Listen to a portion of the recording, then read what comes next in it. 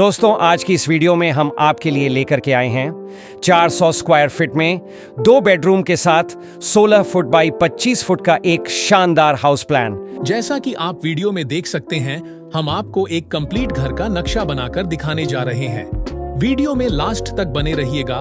Video पसंद आए तो वीडियो को लाइक और शेयर जरूर करें।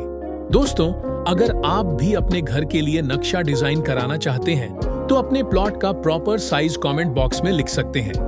आपकी डिमांड के अनुसार नक्शा बनाकर दे दिया जाएगा।